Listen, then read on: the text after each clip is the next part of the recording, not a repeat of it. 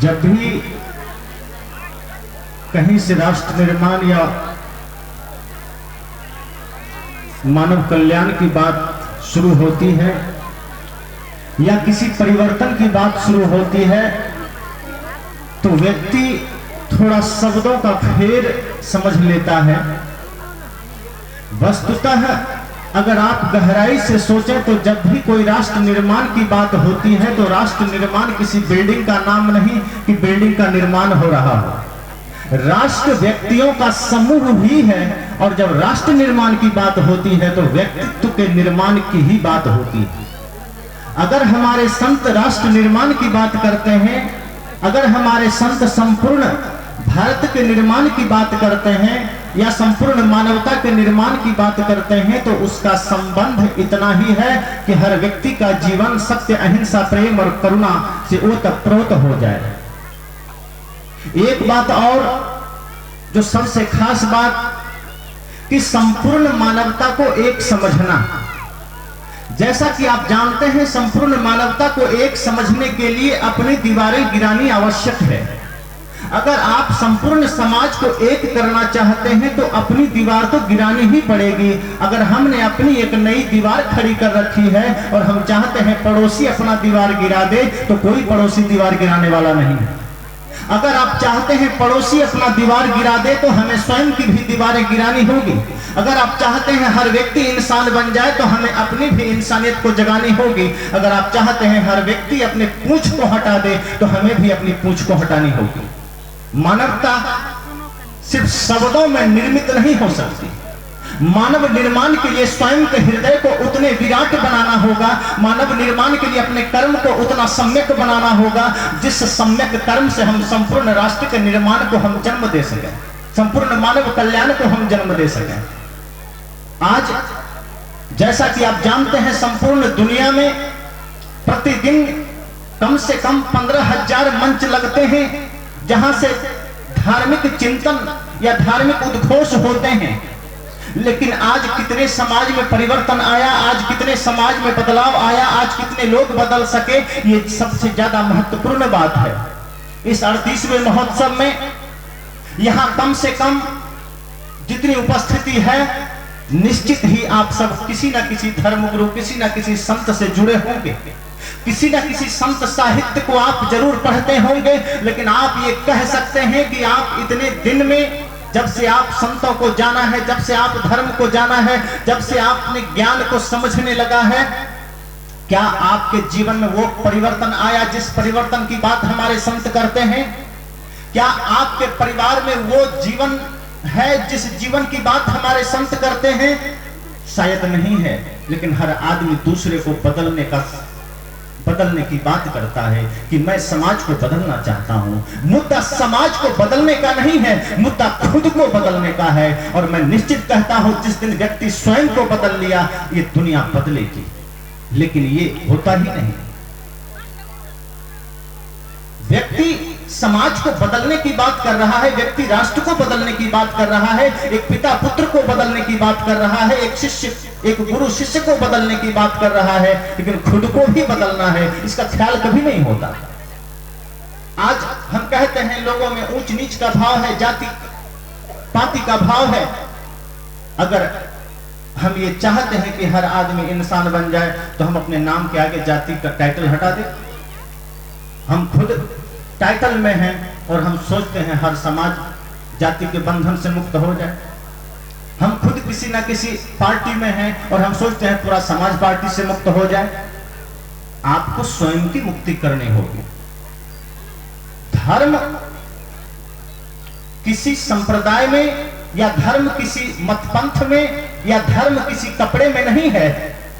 धर्म का स्वरूप, धर्म की विराटता, जिससे कि हमारे संतों ने कहा धर्म न हिंदू बौद्ध है, धर्म न मुस्लिम जैन, धर्म मन की पवित्रता, धर्म शांति सुख चैन। कहा जब इंसान को इंसान से प्रेम हो जाए समझना धर्म जग गया। जिस दिन किसी दुखी व्यक्ति को देखकर आपके हृदय में करुणा की पुकार उठे समझना उस दिन धर्म का जागरण हो गया। किसी राम नाम चादर ओढ़े हुए व्यक्ति को देखकर यह अंदाजा लगा लेना कि आदमी धार्मिक हो गया, ये हमारी भूल हो जाएगी। लेकिन जिस दिन आपने देखा कि किसी के चेहरे पर भले ही कोई तिलक ना हो, किसी के शरीर पर भले ही राम नाम की चादर ना हो, किसी के हाथ में भले ही रुद्राक्ष की माला ना हो, लेकिन वो व्यक्ति अगर करुणा को धारण किया है, वो व्यक्ति यदि प्रेम को धारण किया है, अगर वो किसी के दुख को देखकर द्रवित हो उठता है, ऐसे व्यक्ति ही धार्मिक हो सकता है, ना कि सिर्फ धर्म की चर्चा करने वाला। जब सदगुरु कबीर कहे कि मैं रोऊं इस जगत को, मुको रोए ना कोई, तो इस बात में संपूर्ण धर्म की विराट स्वरूप छिपा हुआ है कि मैं किसी एक व्यक्ति के लिए नहीं रोता हूं, मैं किसी हिंदू, ईसाई, मुस्लिम के लिए नहीं रोता हूं, मैं भारतीय के लिए नहीं रोता हूं, मैं दलित के लिए नहीं रोता हूं, मैं तो संपूर्ण जगत के लिए रोता हूं, क्योंकि समस्या तो पूरे जगत में है। तो सदगुरु कबीर जैसे संत इसी धारा में हुए हैं। हम कहते हैं कि एक भी इंसान पैदा हुआ कि नहीं हुआ, एक भी आदमी पैदा हुआ कि नहीं हुआ। अरे वो सदगुरु कबीर भी तो इंसान ही थे, बुद्ध भी तो इंसान ही थे, महावीर भी तो इंसान ही थे, और इसी धारा से पैदा हुए थे। और उन्होंने जो इंसानियत की धारा बहाई, उन्होंने इंसानियत की जो गंगा बहाई। और आपको ध्यान होगा महात्मा बुद्ध जो करुणा की मूर्ति थे, जब वो बैठते थे तो कहा जाता है जंगल से शेर भी आकर उनके विचार सुनते थे, उनकी करुणा इतनी प्रगाढ़ थी। ये भारत की संस्कृति है, ये भारत की विराटता है। हमें जरूरत इस बात की है कि हम दुनिया भर के दोष को गिनाकर अपने दोष को छिपा नहीं सकते। हमें अपने दोष को देख करके दूसरों को यह प्रेरणा देनी होगी कि हम सही हैं, तुम भी सही बन जाओ या बनने का प्रयास करो। लेकिन होता उल्टा है। आदमी चाहता तो है दुनिया बदले, मैंने कहा आदमी चाहता तो है देश बदले, आदमी चाहता तो है समाज बदले, स्वयं में बदलाव की कोई गुंजाइश नहीं है। बड़ा सरल होता है कह देना कि मैं दुनिया बदलना चाहता हूं। सदगुरु संत कहते हैं कोई बिरला मिलता है जो ये कहता है कि मैं स्वयं को बदलना चाहता हूं। ये कोई नहीं मिलता जो आदमी ये कह सके कि गलती मुझ में है, समाज तो ठीक है, देश तो ठीक है, दुनिया भी ठीक है, भूल मुझ में है। अगर मैं बदल सका स्वयं को तो शायद मैं इस दुनिया के बदलाव में सहायक हो सकूंगा, तो शायद मैं इस राष्ट्र के परिवर्तन में अपना कुछ योगदान दे सकूंगा अगर मैं स्वयं को बदल सका। ये प्रयास हमें करनी होगी। बाकी मानव कल्याण की भावना, मानव हित की भावना सबके अंदर होनी चाहिए। हमारे कर्तव्य ऐसे हों, हमारे कर्म ऐसे हों कि हम हर पल किसी के काम आ सकें। किसी ने कहा भी है मधुवन खुशबू देता है, सागर सावन देता है, जीना उसका जीना है जो औरों को जीवन देता है। बहुत गजब की बात किसी ने कही कि संपूर्ण प्रकृति जगत दे रहा है, सूर्य अपना प्रकाश दे रहा है, बदले में लेता कुछ भी नहीं। समुद्र अपना जल दे रहा है, ये हवा निःशुल्क आपको मिल रही है, संपूर्ण प्रकृति जगत दे रहा है और हम देने की शिक्षा दे रहे हैं। हमें स्वयं उस प्रकृति स्वरूप को स्वयं में धारण करना होगा।